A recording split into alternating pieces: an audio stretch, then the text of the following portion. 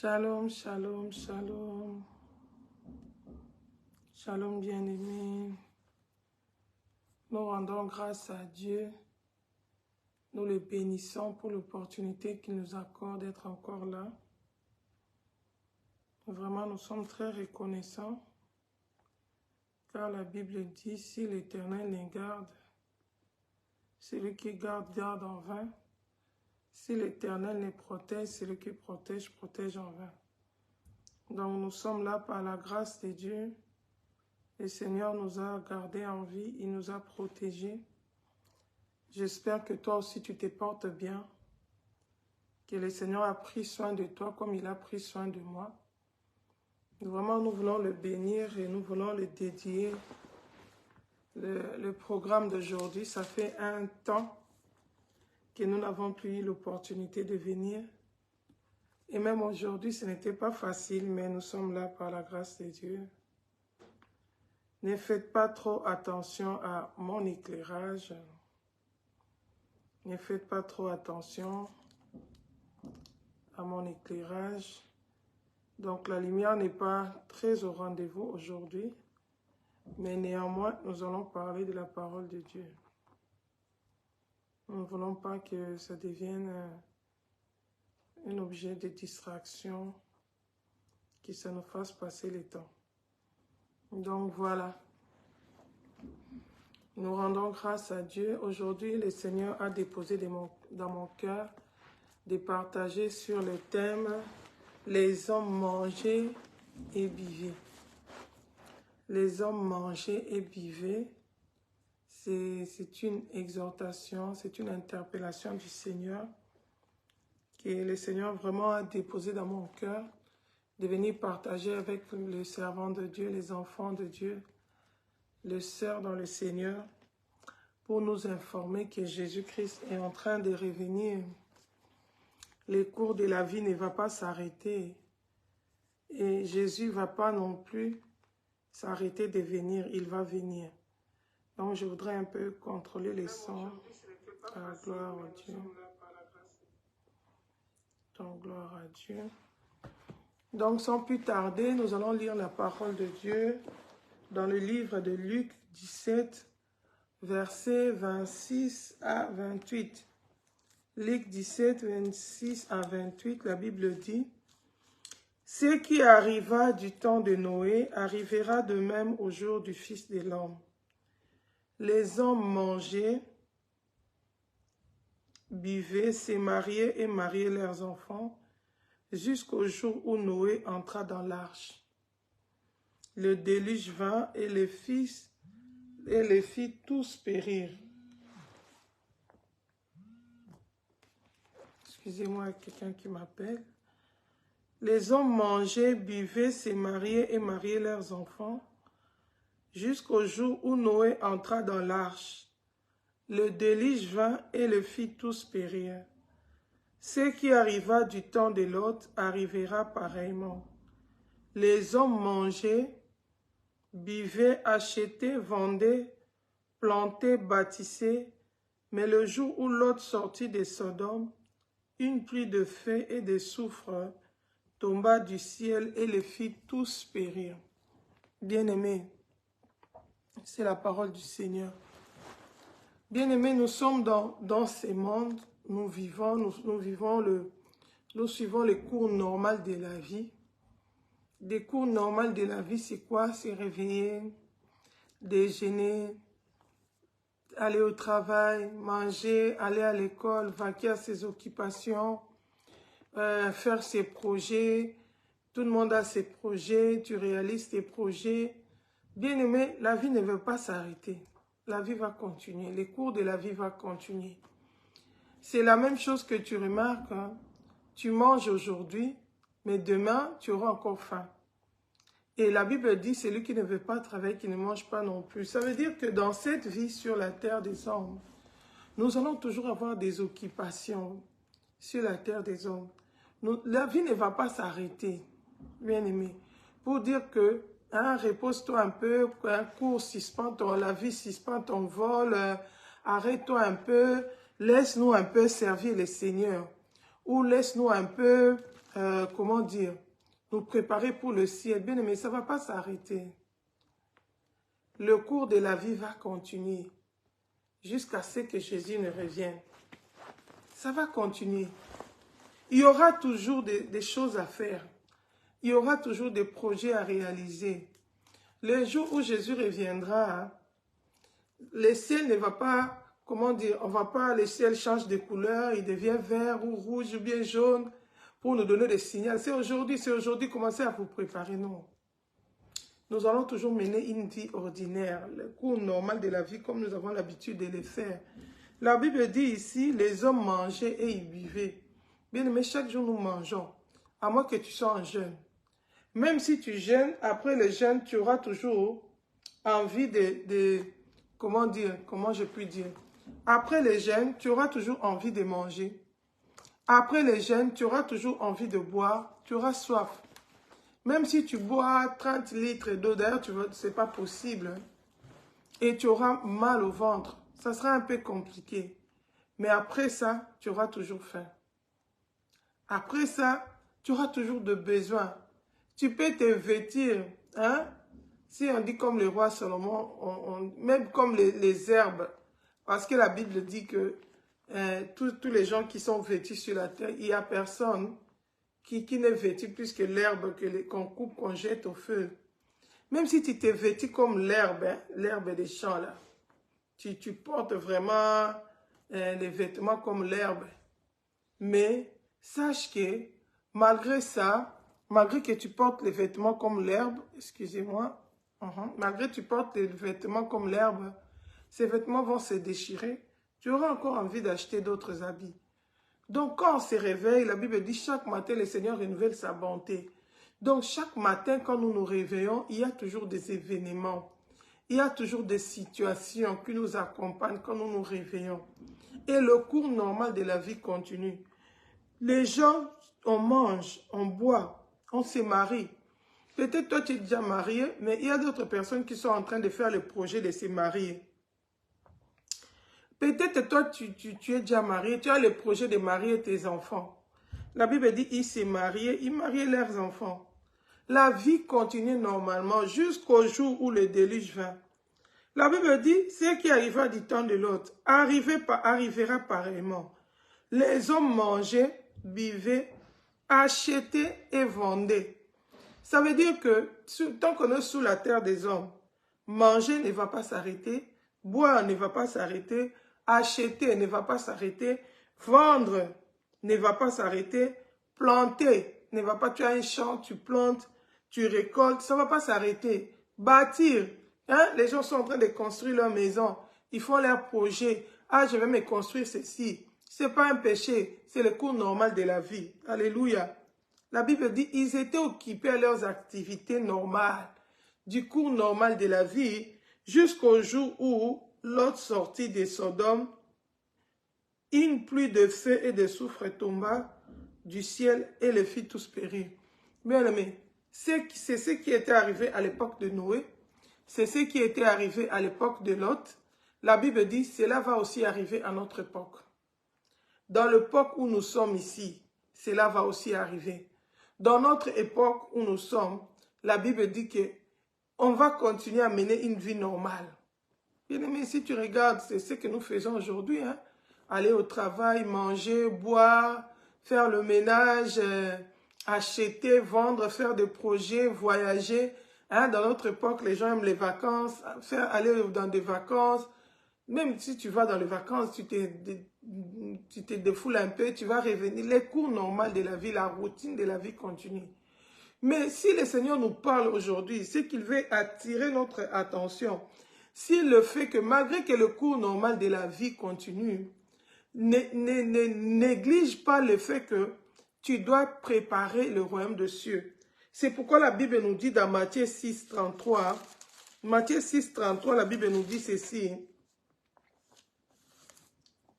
Aujourd'hui, je vais un peu beaucoup lire. La Bible dit, « Cherchez premièrement le royaume et la justice de Dieu, et toutes ces choses vous seront données par-dessus tout, hein, par-dessus.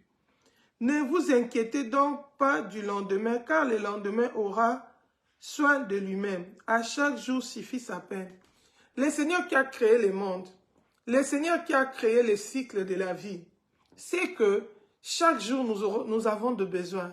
Chaque jour nous avons des défis. Chaque jour nous allons affronter des combats.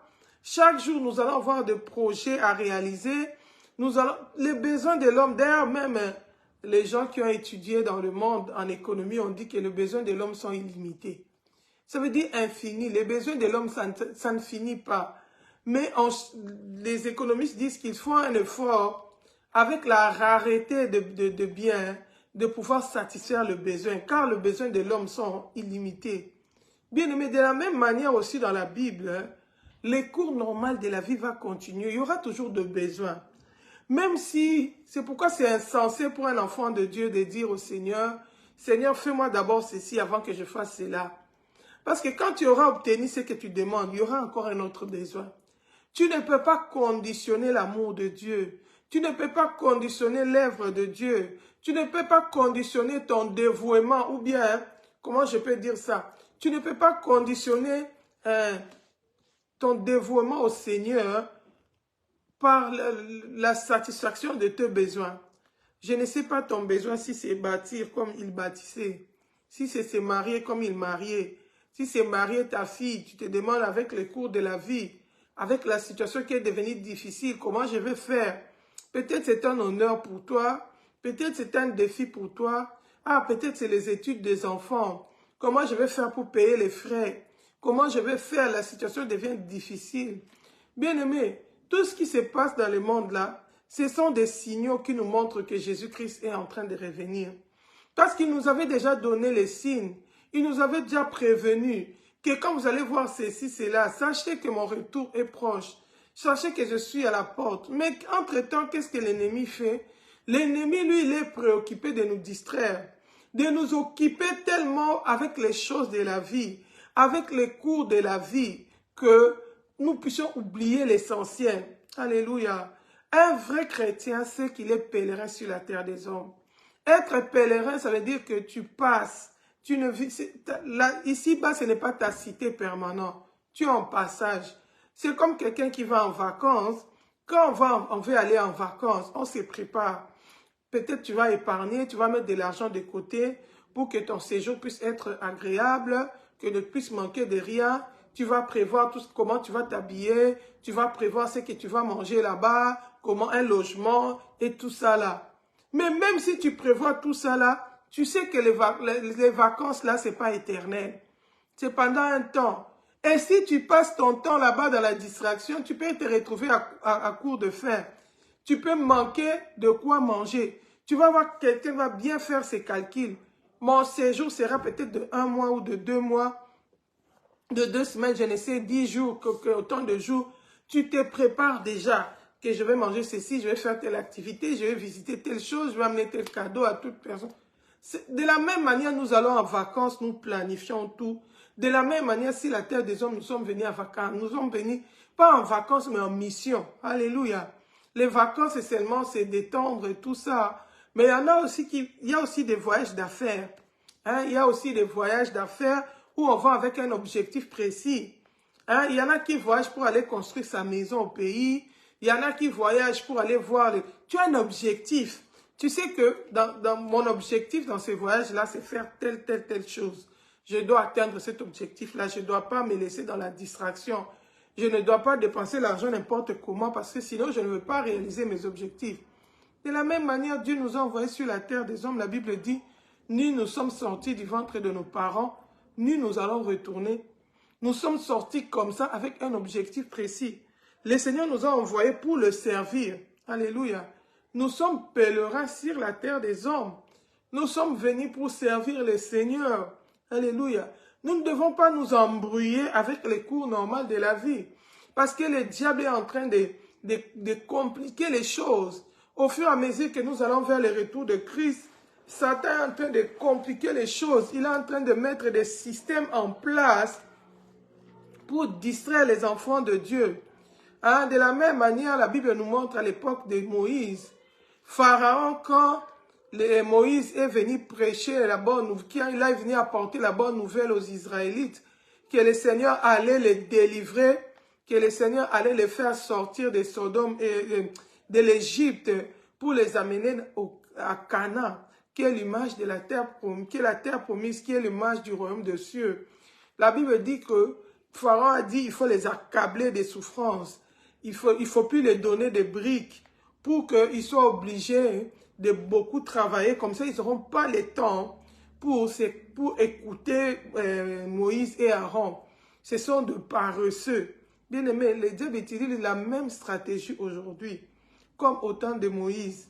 Il est en train de compliquer les choses. La vie devient de plus en plus difficile. Avant, il fallait seulement travailler un peu pour se nourrir.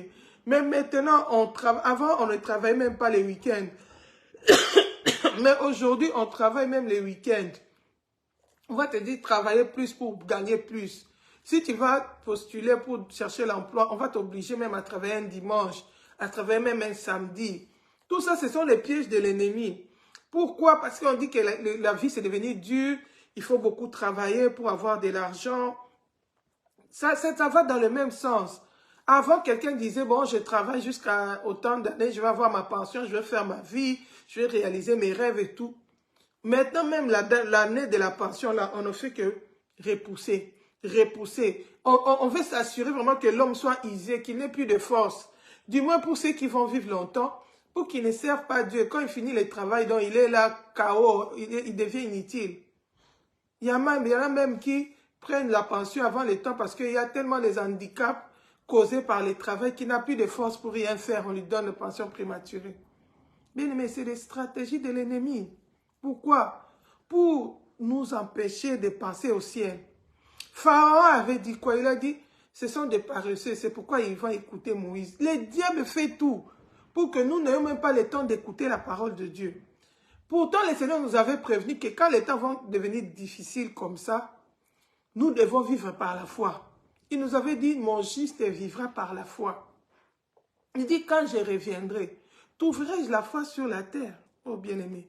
Aujourd'hui, il y a beaucoup d'enfants de Dieu qui aiment le Seigneur, qui attendent le retour de Christ, qui se sont peut-être dépouillés, qui marchent dans la vie de sanctification, mais qui n'ont plus de foi.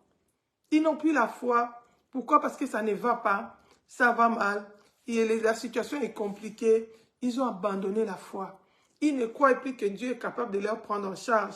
Il y en a qui sont vigoureux, qui veulent se prendre en charge eux-mêmes. Alors, comment je dois faire? Je dois combiner beaucoup d'heures de travail pour me prendre en charge. Je dois, au point de détruire même sa relation personnelle avec Dieu. À tel point qu'il travaille tellement beaucoup qu'il n'a plus le temps pour prier. Il n'a plus le temps pour évangéliser. Il n'a plus le temps pour lire la parole de Dieu. Même quand il lit la parole de Dieu, son esprit n'est pas là. Parce qu'il pense à tel projet, il pense à telle chose. Et des fois, ils font passer le temps. Aujourd'hui, quand on voit quelqu'un est consacré, il passe plus le temps dans l'œuvre de Dieu. On dit, les paresseux, ils ne veulent pas travailler. Il manque à faire, c'est pourquoi ils se retrouvent dans les églises. Comme s'il faut manquer à faire pour aller prier. Donc, quelqu'un qui est occupé dans la ville ne doit pas prier, ne doit pas prendre beaucoup de temps dans la présence de Dieu.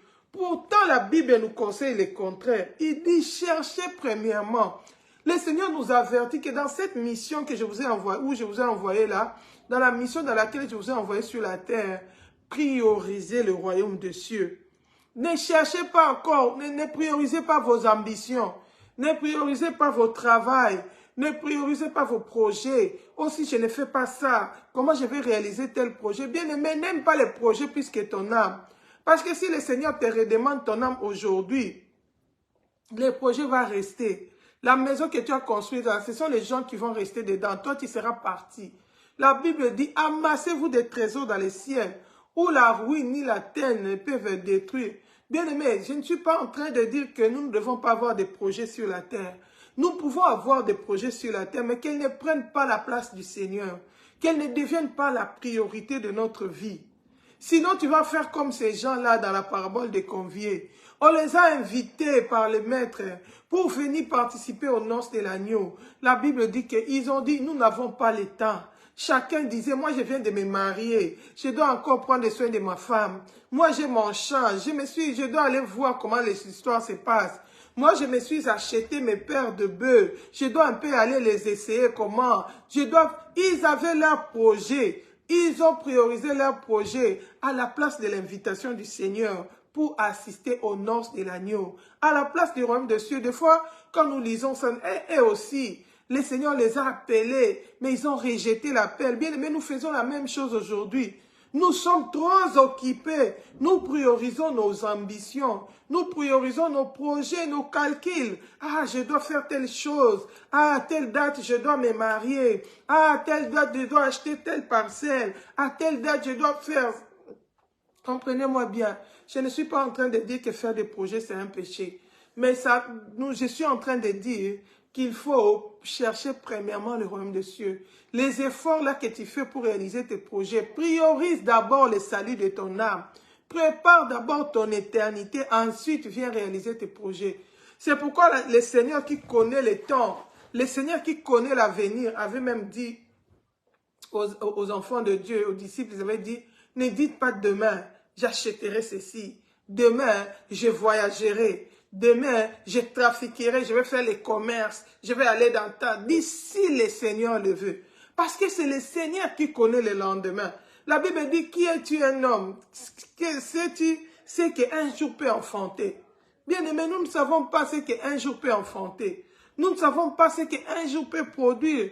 C'est pourquoi nous devons nous préoccuper à accomplir plus, à travailler plus pour le salut de notre royaume, de notre âme, à être prêt à tout moment. Si le royaume de cieux venait maintenant, je pars. Parce que c'est pour ça que je suis venu sur la terre, pour préparer mon éternité. Le Seigneur ne t'a pas donné la vie pour que tu viennes construire des immeubles, pour que tu, en passant, tu peux les faire. Bien aimé, mais n'oublie pas l'essentiel. C'est comme quelqu'un qui vient en mission. Il peut se dire, bon, comme je suis dans tel pays, ma famille est là, je peux les visiter, je peux leur faire des cadeaux, tout ça. Mais la priorité, c'est la mission qu'il est venu accomplir.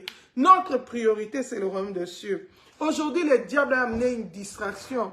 Tellement il y a des défis, tellement la vie est devenue difficile. Alléluia. C'est tellement devenu difficile. C'est tellement devenu compliqué. Mais dans tout ça là qui est devenu compliqué là, alléluia, nous, notre priorité doit être le ciel. Rien ne doit nous séparer de l'amour de Dieu. En dépit de la vie que, oh, mais vous parlez seulement. Vous ne voyez pas comment c'est compliqué. Comment c'est compliqué de manger. Comment c'est compliqué aujourd'hui, même si tu prends l'argent qu'on allait pour avec dans les supermarchés, ça n'a plus la même valeur. Oui, c'est vrai. Alléluia. Il y a la faim, il y a la crise économique. On n'entend que ça dans les informations. Tout le monde est préoccupé à chercher des solutions. Mais toi, enfant de Dieu, n'oublie pas que la crise économique, là, la situation dans laquelle nous sommes là, ne doit pas te séparer de l'amour de Dieu. Nous allons lire la parole de Dieu dans Romains 8. Romains 8, versets 35 à 36. Ça ne peut pas te faire oublier ton objectif. Le fait que la situation est devenue difficile, le fait que les choses sont devenues très compliquées, n'oublie pas ton objectif. Ne rate pas le ciel à cause de ces choses. Romains 8, 35, 36 nous dit ceci. La Bible dit, « Qui nous séparera de l'amour de Christ? Sera-ce la tribulation, ou l'angoisse, ou la persécution, ou la faim, ou la nudité, ou le péril, ou l'épée, selon qu'il est écrit, c'est à cause de toi qu'on nous met à mort tous les jours, qu'on nous regarde comme des brebis destinées à la boucherie. Mais dans toutes ces choses, nous sommes plus que vainqueurs par celui qui nous a aimés. Car j'ai l'assurance, ni la mort, ni la vie, ni les anges, ni les dominations, ni les choses présentes, ni les choses à venir. 39 dit ceci.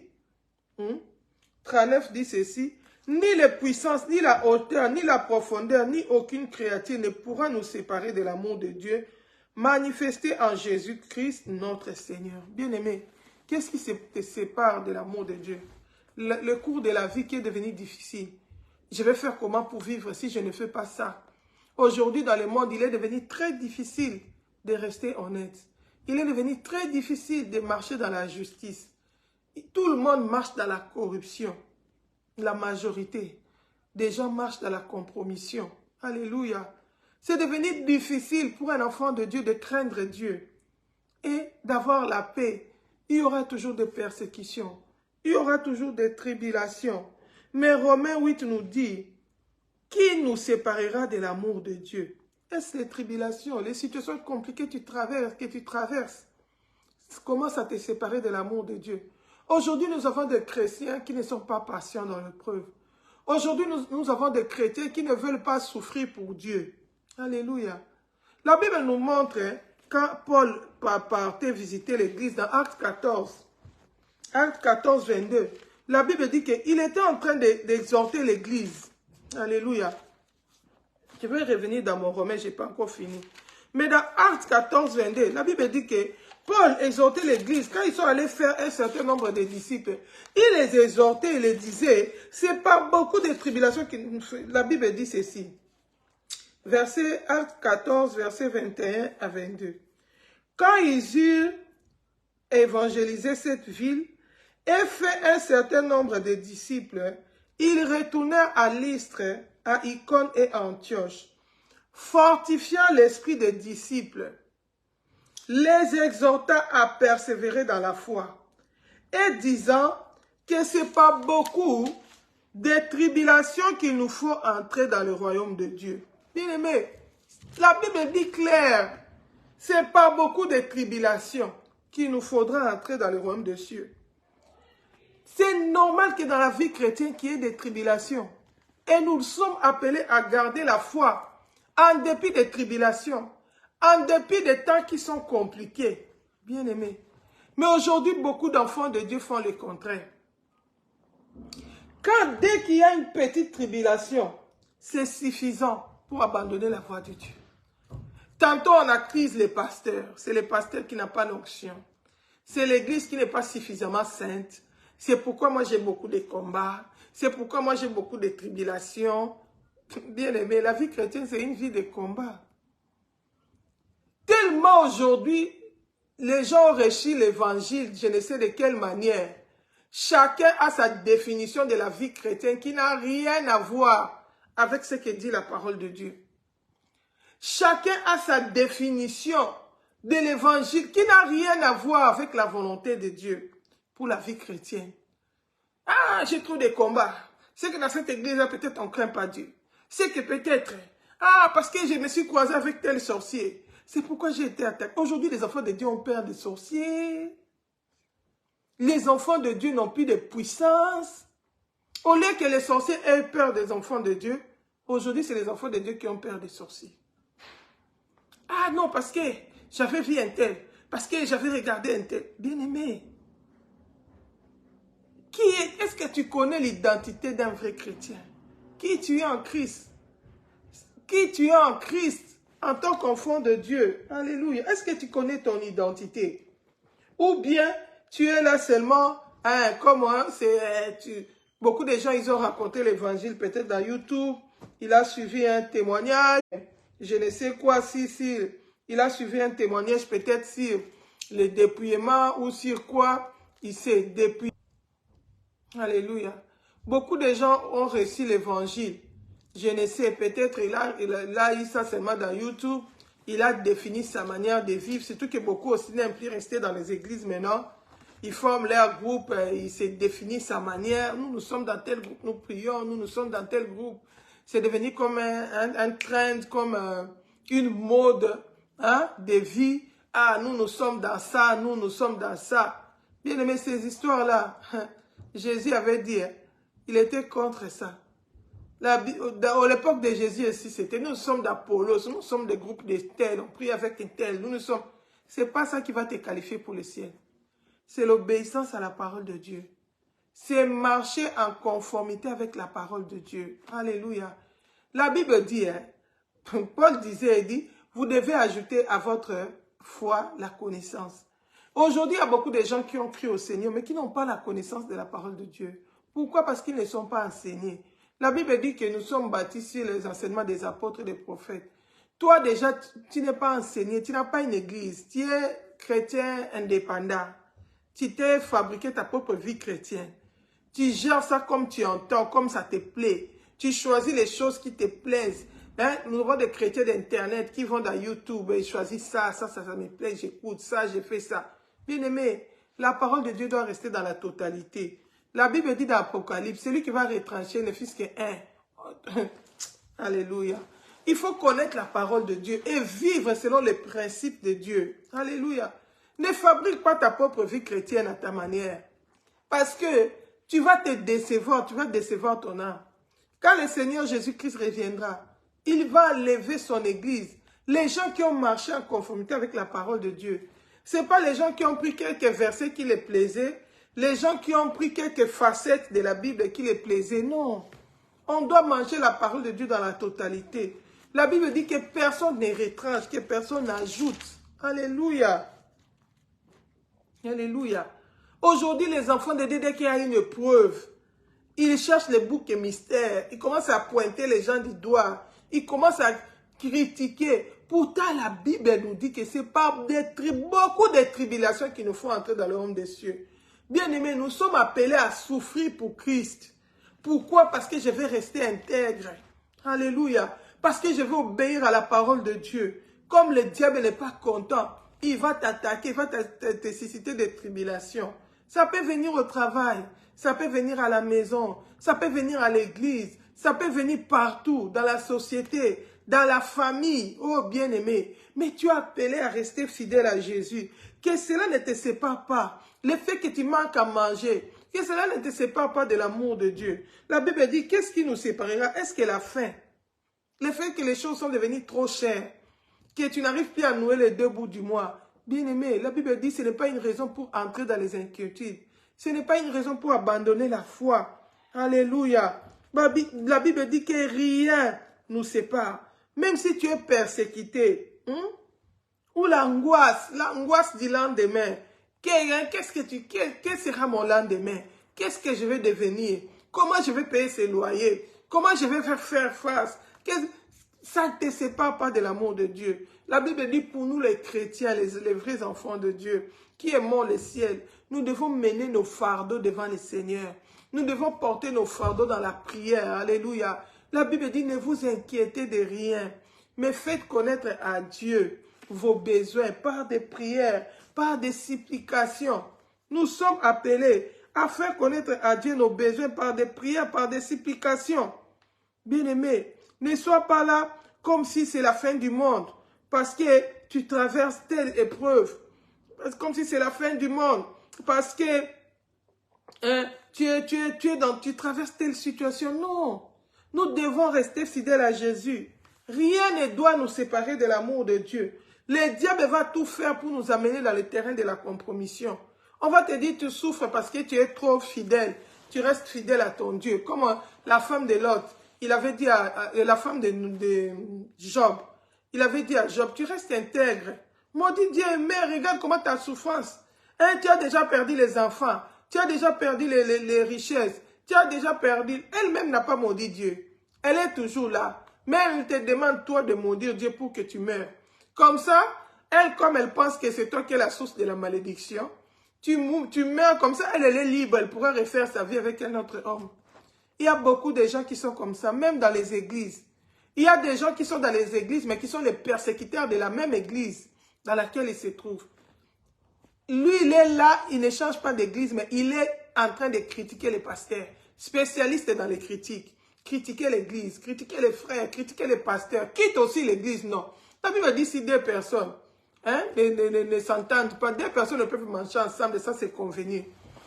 Toi, tu ne te conviens pas, tu n'es pas d'accord avec ce qui se passe dans l'église. Sors de l'église, sors du milieu d'eux, va là où tu es d'accord. Mais il y en a qui ne sortent pas, ils sont des spécialistes, ils sont là. Mais ils sont là pour détruire la foi de ceux qui viennent. Les agents du diable, c'est comme des gens qui sucent le sang des gens. Des vampires qui viennent détruire la foi. Il est toujours là, mais en train de critiquer. Il est toujours là en train de détruire l'œuvre de Dieu. Lui n'évangélise pas, il ne gagne pas les âmes. Mais il reste là quand les âmes viennent, c'est pour les détruire. Un tel vraiment, il est dans la moquerie, dans la calomnie, dans la médisance. Bien-aimé, si tu vois des gens comme ça, qui sont dans les églises, qui ne craignent pas Dieu, il faut s'éloigner d'eux. La Bible dit, éloigne-toi de tout frère qui vit dans les désordres. Des frères qui sont des spécialistes et des autres. Bien-aimés, nous sommes dans un temps compliqué, le temps de la fin. Il y a beaucoup de fléaux qui sont entrés dans l'église pour détruire la foi des enfants de Dieu. Alléluia. La persécution commence même déjà dans l'église. Au lieu que ce soit les gens du dehors qui nous persécutent, mais ça commence déjà même dans l'église. Lui, il est dans l'église, mais il ne craint pas Dieu.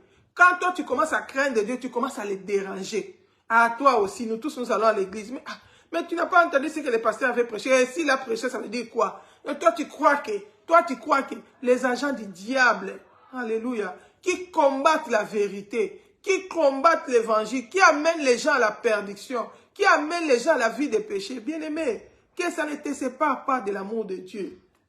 Quand tu fais face à des gens comme ça, qui sont dans l'église mais qui ne changent pas, éloigne-toi de ces gens-là, ils vont détruire ta foi. Alléluia. Toi, crains pour toi Dieu. Quand les apôtres ont commencé, les disciples de Jésus, quand ils ont commencé à servir le Seigneur, quand Jésus a été est monté du ciel, est monté au ciel, ils sont restés, ils ont reçu le baptême du Saint-Esprit. Ils ont commencé à servir le Seigneur. Les gens qui les ont combattus, c'est seulement les Juifs. Ce n'était pas les païens, c'est seulement les Juifs. Ceux qui se disaient enfants de Dieu, qui se disaient chrétiens, ce sont les premiers qui ont combattu leur foi. Alléluia. Il y aura des tribulations. La Bible dit, autant nous sommes, Apocalypse 2, verset 8 à 11 nous dit ceci. Apocalypse 2, verset 8 à 11. La Bible dit ceci. Je lis au nom de Jésus.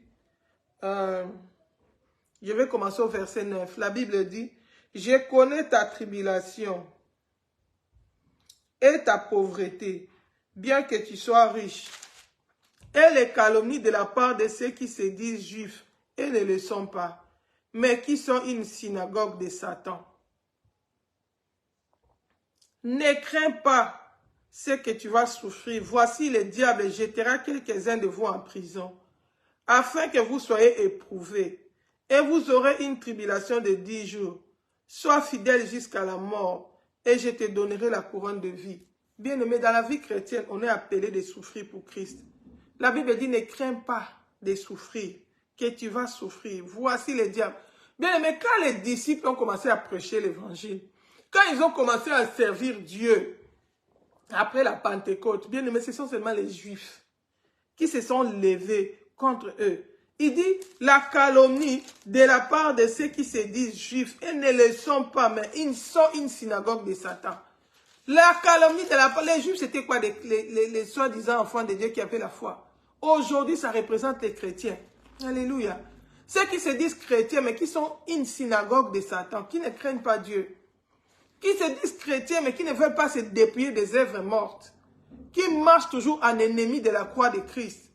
La Bible dit que beaucoup prêchent Christ, mais aussi par intérêt. Ils prêchent Christ, mais ils marchent en ennemi de la croix. Leur conduite, c'est la conduite qui est contraire à la croix. C'est la conduite du péché. Ils ne marchent pas dans la crainte de Dieu. Alléluia. Mais ils prêchent Christ.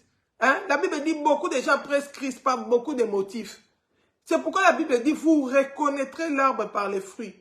Ce n'est pas parce que je prêche Christ, mais ma vie doit refléter Christ. Si je viens, je prêche Christ, mais ma vie, c'est la vie du péché. Éloigne-toi. Alléluia.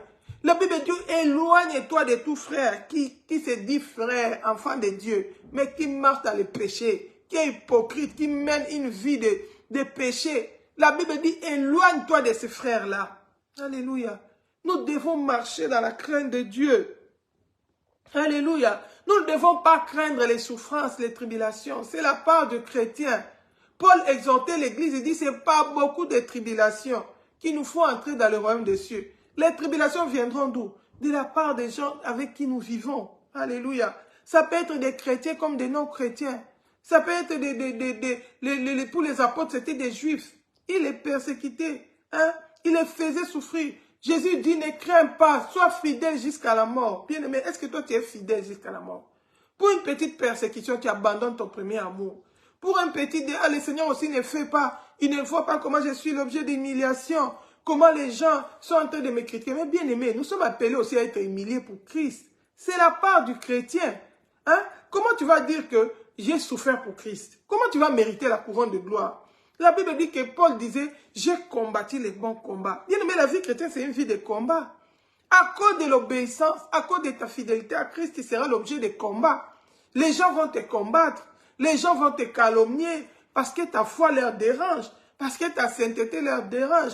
Ils vont te dire, toi aussi, tu exagères. Est-ce que c'est seulement toi qui pries? Est-ce que c'est que les autres qui prient ne font pas ça? Ne font pas ça? Vous vous compliquez la vie chrétienne, vous rendez la vie chrétienne plus difficile. On va entendre de toutes les trucs. Tu peux être persécuté au travail parce que tu ne veux pas te compromettre, parce que tu ne veux pas prendre le pot de vin, tu ne veux pas la corruption comme font tout le monde. Où sont encore les vrais chrétiens qui tiennent du côté de Christ, qui ont accepté de souffrir pour Christ, qu'on puisse m'humilier? Hein? La Bible dit, c'est à cause de toi qu'on nous persécute chaque jour, comme on nous regarde comme des brebis qui sont destinées à la boucherie. Aujourd'hui, quand tu te dépouilles, tu marches dans les dépouillements extérieurs, on te regarde comme quelqu'un qui est de la vieille génération, quelqu'un qui n'est pas moderne, comme quelqu'un qui est démodé, quelqu'un qui est sale. Alléluia. Il faut que tu mettes 10 couches de faux de teint pour qu'on voie que tu es moderne, que tu portes de faux cheveux, tout ce qui est faux là. La génération d'aujourd'hui aime le faux. Ils sont en rébellion avec leur créateur. Ils n'aiment pas ce que le Seigneur les a donné. Ils n'aiment pas la peau que le Seigneur les a donnée. Ils n'aiment pas tout ce que le Seigneur fait pour eux, c'est pas bon. Ah, Dieu a créé mon nez comme ça, c'est pas joli. Il refait le nez, chirurgie esthétique, il refait la poitrine, il refait. Aujourd'hui, on est entouré par une génération de faux. Les vrais, l'original est difficile à trouver. Les gens sont en rébellion avec leur créateur. Oh bien-aimé, tout ça là ne doit pas te séparer de l'amour de Dieu. Même quand on te regarde comme si tu sors du village, tu es sale parce que tu n'as pas les faux. Dis-lui, moi je suis original. Alléluia. Je ressemble à mon créateur. Je suis une créature si merveilleuse. Ce que Jésus a dit, c'est ce qui compte. C'est ce qui me suffit. L'appréciation de mon créateur. À quoi ça sert que les hommes t'apprécient? Tu mets là-bas 10 000 j'aime. Des fois, quand je regarde dans les trucs, j'ai pitié, je vois des stars là. Quand ils vont devant les photos, les films, ils font semblant avec des sourires improvisés. Ils prennent des photos. Les gens aussi, ah, je vais être comme elle. Si elle t'ouvrait son cœur pour connaître sa vie. Des gens qui sont aliénés, qui n'ont plus de vie. Ils ne peuvent pas prendre 1 gramme de graisse. Pourquoi? Parce qu'il doit mannequin. Il doit rester comme ça. On doit les droguer. On doit les donner des injections. Ils sont malheureux. Ils ont vendu leur âme à l'ennemi. Et quand ils viennent devant la caméra, ils font semblant. Ils font semblant et tout le monde suit. Oh bien-aimé. La Bible dit, ne vous conformez pas au siècle présent. Mais il y a beaucoup d'enfants de Dieu, quand ils ne se conforment pas, quand une petite persécution vient, ils deviennent malheureux. Ils deviennent malheureux. Ils abandonnent la foi. Ah, le Seigneur ne m'entend pas. Ils commencent à pleurer. Beaucoup de pleurs dans les prières, c'est le signe d'incrédulité.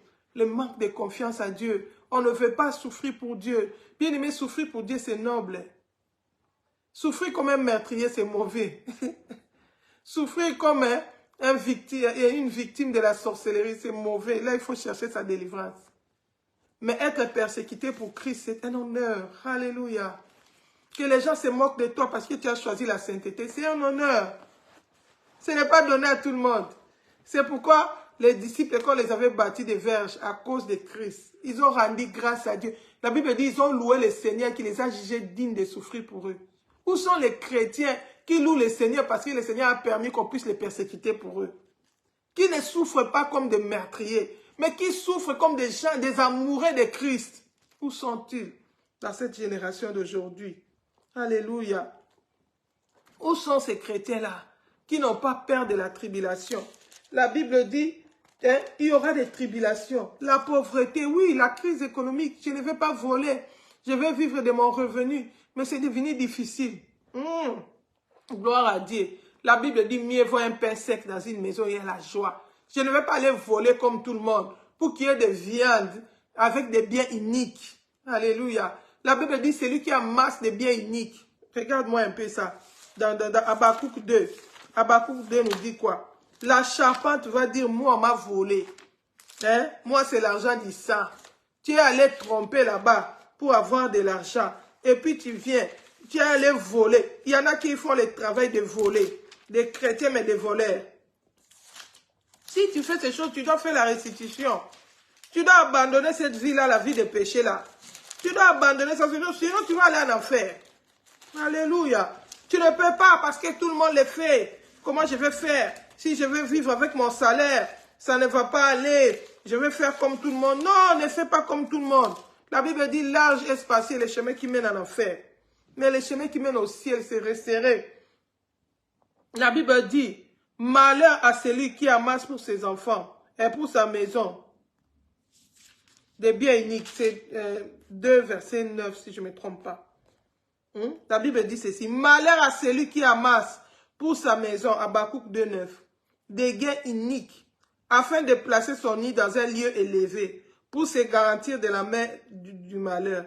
C'est l'opprobre. Tu dis, pour que je n'ai pas la faim, pour que je ne souffre pas. Tu voles, tu trompes là-bas, tu es malhonnête, tu prends des pots de vin. Tu as l'argent, tu es content, tu as acheté tes besoins, tu as fait tout ce que tu voulais, après avoir fait des faux témoignages, après avoir menti. La Bible dit, c'est l'opprobre de ta maison, la honte de ta maison que tu as résolue. En détruisant des peuples nombreux, c'est contre toi-même que tu as péché. Car la pierre crie du milieu de la muraille, et le bois qui lie la charpente lui répond. Ils sont en train de crier. Ils disent que nous là, il ne nous a pas mérité, il nous a volé. C'est ton jugement. C'est pourquoi le Seigneur dit, voici je viens bientôt. Apocalypse 22. Apocalypse 22 nous dit quoi? Apocalypse 22. La Bible nous dit ceci. Que celui qui est injuste soit encore injuste. Que celui, je lis le verset 11. Que celui qui est souillé s'essuie encore. Et que les justes pratiquent encore la justice. Et que celui qui est saint se sanctifie encore. Voici, je viens bientôt. Et ma rétribution est avec moi. Pour rendre à chacun selon ce qu'est son œuvre. Je suis l'alpha et l'oméga, les premiers et les derniers, le commencement et la fin. Heureux ceux qui lavent leurs robes, afin d'avoir droit à l'arbre de vie, et d'entrer par les portes dans la ville. Dehors les chiens, les enchanteurs, les impudiques, les meurtriers, les idolâtres, et quiconque aime et pratique les mensonges. Aujourd'hui, les gens aiment les mensonges, ils pratiquent les mensonges. Ils vivent dans l'impudicité. Ils sont idolâtres. L'idole de football, l'idole de films de telle star, l'idole de telle star. Bien aimé, ça va te conduire en enfer. La haine, les meurtriers, les gens détruisent les uns les autres. Il va te trahir, il va te haïr. Ça, ce sont des meurtriers qui font ça. Les gens vivent dans l'impudicité, dans la fornication. Les gens s'habillent de manière impudique. Dans les sexy, tout est mal maintenant. La Bible dit, les chiens, les gens qui avaient commencé avec la sainteté, ils sont retournés dans les péchés. Ils sont allés manger les vomissures. Ceux qu'ils avaient abandonnés, ils sont retournés dans les péchés, dans la vie de compromission, dans la vie de l'impudicité. Ils ont abandonné la foi. Ils ne vont pas hériter le royaume des cieux. La Bible dit dehors, ces gens-là n'entreront pas.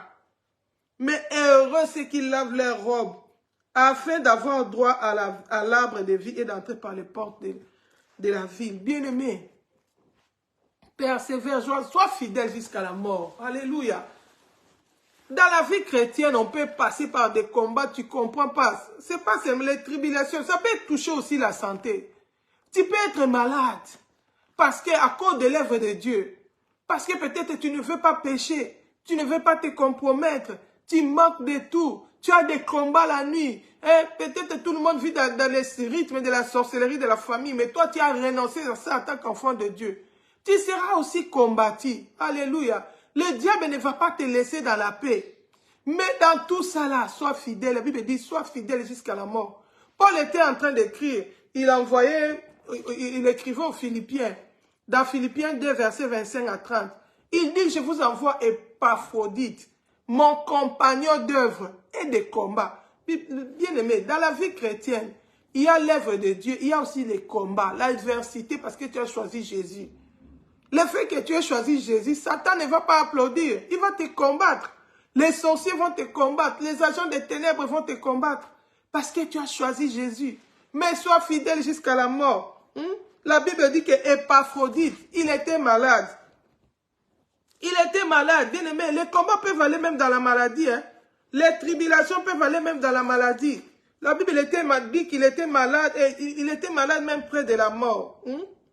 Je lis dans Philippiens 2, 25, la Bible dit, « J'ai estimé nécessaire de vous envoyer mon frère Épaphrodite, mon compagnon d'œuvre et de combat. » Bien aimé, la vie chrétienne, c'est une vie de combat. L'œuvre, on sert le Seigneur, mais c'est aussi une vie de combat. Parce que le diable ne va pas nous laisser nous préparer à aller au ciel. Shalom, bien-aimé. Le diable ne va pas nous laisser nous préparer. Le diable ne va pas te laisser calmement faire ta marche chrétienne jusqu'au ciel. Il va te combattre pour te décourager, pour t'empêcher d'exhorter les autres, pour t'empêcher d'évangéliser, pour t'empêcher de persuader les autres à suivre le Seigneur. Mais la Bible nous dit, dans tout ça là, dans tous ces combats-là, nous devons rester fidèles à Jésus.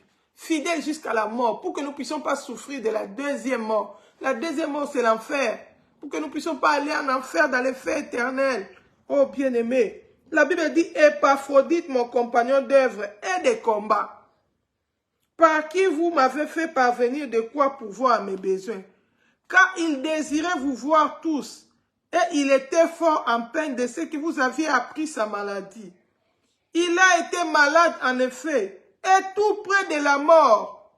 Mais Dieu a eu pitié de lui, et non seulement de lui, mais aussi de moi, afin que je n'isse pas tristesse sur tristesse. Bien aimé, dans la vie chrétienne, il peut arriver des moments de tristesse. Les choses ne vont pas comme tu veux. Il peut arriver des moments de combat. Il peut arriver des moments de preuve. Alléluia. Paul est passé par beaucoup d'épreuves. Déjà, les jours où il avait reçu Jésus-Christ, quand Anania était venu prier pour lui, Dieu l'avait montré ce qu'il devait souffrir pour le Seigneur. J'ai envie de te poser la question. Est-ce que tu connais ce que tu dois souffrir pour le Seigneur? Alléluia. Quel est le prix que tu dois payer pour ton salut? Quand tu avais reçu Jésus-Christ, le Seigneur t'avait dit quoi? Quel est le prix que tu dois payer pour ton salut? Est-ce que tu sais quelle souffrance tu dois endurer pour le Seigneur? Aujourd'hui, les enfants de Dieu ne supportent plus les souffrances. Quand ils passent par une petite épreuve, comme si Dieu l'a rejeté. Dieu ne m'aime pas. Pourquoi je passe par ça? Si Dieu m'aimait, pourquoi je souffre? Pourquoi je traverse telle épreuve? Bien aimé, nous sommes appelés à être éprouvés. Le Seigneur doit éprouver notre foi. Alléluia. Nous sommes appelés à combattre pour le Seigneur, à passer par des épreuves. Ici, Épaphrodite a été éprouvé par sa santé. Il a été malade et malade même près de la mort. Mais Dieu a eu pitié de lui. Alléluia. La Bible dit, je l'ai donc envoyé avec d'autant plus d'empressement, afin que vous vous réjouissiez de le revoir, et que je sois moi-même moins triste. Il y a des moments de tristesse qui peuvent arriver dans la vie chrétienne, mais cela ne doit pas nous décourager. Nous devons continuer à servir le Seigneur. Nous devons continuer à prêcher l'évangile. Nous devons persévérer jusqu'à la fin. Même si tu tombes, lave ta robe dans le sang de l'agneau. La Bible dit, heureux ceux qui lavent leur robe. Si tu entends ma voix et que tu avais sué ta robe, lave ta robe, continue la course, continue le combat, continue à courir. Paul a dit, j'ai combattu le bon combat, j'ai remporté la victoire. Hein? Il a combattu le bon combat. Désormais, une couronne de gloire lui est réservée. Parce qu'il avait combattu. Pourquoi toi, tu ne veux pas combattre? Oh, je suis fatigué. Toute une vie toujours de combat jusqu'à quoi? Tu as envie que tout s'arrête, que tu vives calmement ta vie chrétienne. Ça n'arrivera pas, bien-aimé. Les hommes mangeaient et buvaient. Les cours de la vie vont continuer. Les combats aussi vont continuer. Les défis vont continuer. Les persécutions, les tribulations. Au fur et à mesure qu'on va vers le retour de Christ, ça va s'intensifier. Tu dois être conscient de cela. Tu dois être averti pour que ta foi ne soit pas ébranlée. Dès qu'une épreuve survient, ta foi est ébranlée. Tu abandonnes la foi. Tu refroidis. On commence à te chercher dans le programme, tu ne te vois plus. Ta voix ne se fait plus entendre parce que tu traverses une épreuve. Oh, bien-aimé, si tu entends ma voix, réponds-toi. La Bible dit, recevez-les donc dans le Seigneur avec une joie entière. Honorez de tels hommes. Des hommes qui ont accepté de combattre pour Christ, de souffrir pour Christ. Le verset 30, c'est ce qui m'intéresse le plus. La Bible dit, Car c'est pour l'œuvre de Christ qu'il a été près de la mort. C'est à cause de l'œuvre de Christ qu'il a été près de la mort. Ayant exposé sa vie afin de suppléer à votre absence dans les services que vous me rendiez. Il a exposé sa vie. Bien aimé, combien de gens, au moment où toi tu te plains dans ton confort, hein? Peut-être tu es dans ton confort, tu manques de miettes, mais tu te plains. Il y en a qui sont en train d'exposer leur vie, qui sont même près de la mort à cause de Christ. Alléluia. Aujourd'hui, nous lisons ça dans la parole de Dieu. Nous voyons ça dans l'œuvre de Dieu. Mais aujourd'hui, il y en a des chrétiens, moi je peux témoigner pour mon propre mari. Il a exposé sa vie. Il a été combien de fois près de la mort à cause de l'évangile. Avant qu'il ne reçoive Jésus, il n'a jamais été empoisonné.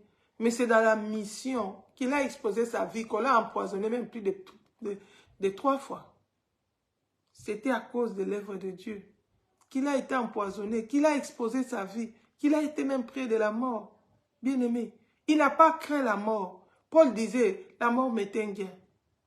Parce qu'il savait que s'il meurt, il va rencontrer son maître. Rien ne l'effrayait. Il n'avait pas peur. Toi, qu'est-ce qui te sépare de l'amour de Dieu? Oh, j'ai le crise d'angoisse. Je suis angoissé à cause de tout. Non, en tant qu'humain, la chair peut réagir. Mais ne t'abandonne pas. Souviens-toi que tu es un enfant de Dieu. Va au bas de la croix du Seigneur. Amène tes angoisses devant la croix. La Bible dit ne vous inquiétez de rien, mais faites connaître à Dieu vos besoins par des prières, par des supplications. Bien-aimé, fais connaître tes angoisses à Dieu. Fais connaître tes tribulations à Dieu. Donne-nous la demande, la force de vaincre, de tenir ferme dans ces moments difficiles, de tenir ferme dans ces combats. La Bible dit que celui qui a l'esprit écoute, que celui qui a les oreilles entend ce que l'esprit dit à l'église. Aujourd'hui, le Seigneur est venu nous exhorter. Le Seigneur est venu nous réveiller. Le Seigneur est venu nous réveiller. Toi, enfant de Dieu, toi qui ne comprenais pas la situation dans laquelle tu passes, tu es entré tellement dans la confusion, tu as oublié que tu es appelé à souffrir pour Christ. Tu es appelé à être combattu à cause de l'œuvre de Dieu. Le diable ne va pas te faire des cadeaux, il va te combattre pour t'empêcher de servir Dieu. Mais sois fidèle jusqu'à la mort.